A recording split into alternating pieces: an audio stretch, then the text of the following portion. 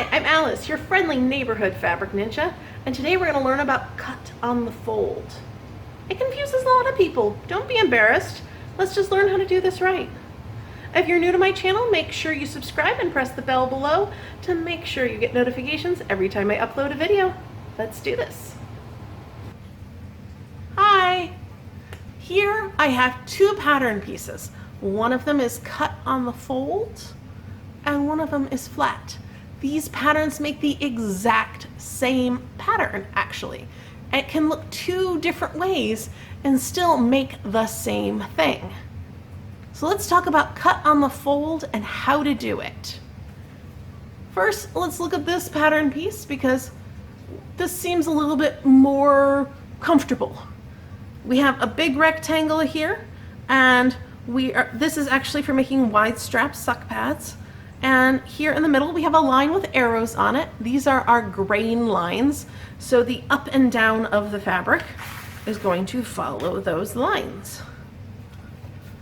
If you happen to be making something with stretch, you'll normally see arrows with the word stretch written across them. And then those might be going this way because you have to take it over the area that has the greatest stretch.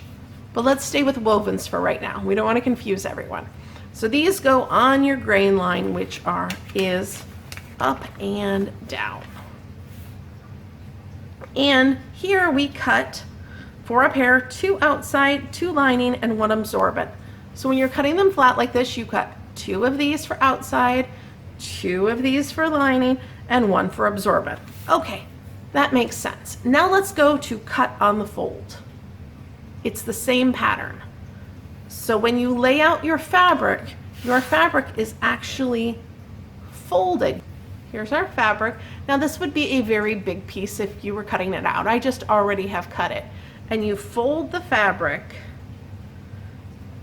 and this line where it's folded, you find on your pattern piece where it says cut on the fold, and you lay it along that fold. And then you cut around this side, but not on the folded edge, because you're actually ending up with a piece this big, and this equals 1 piece. So one of the things that happens sometimes is that people cut it like this. They get it all lined up, they cut on the fold, and then they trim down here on that fold line. So that fold is supposed to be preserved, and this will be your whole piece. That's why these two pieces are equivalent. They are the same pattern pieces. When you cut this on the folded fabric, you've cut 1.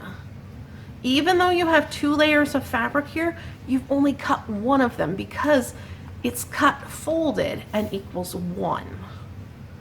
So in order to get 2 outside, 2 lining, and 1 absorbent, you need to actually cut this out 1, and then again 2 for the outside and the lining, 1, and then 2, and then the absorbent, just 1.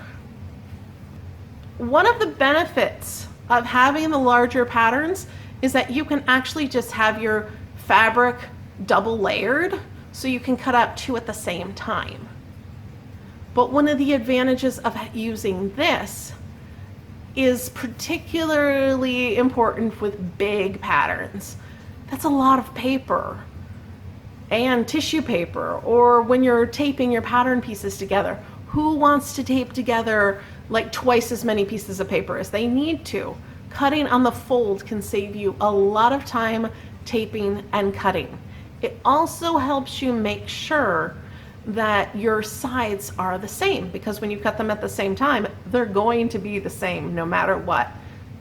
But obviously you can see that the downside is that you need to cut more of these, placing them along the fold, than you do of this, which you can cut on multiple layers of fabric. Thank you for joining me today and learning about cut on the fold. If you have any questions about learning how to cut on the fold, make sure to ask me.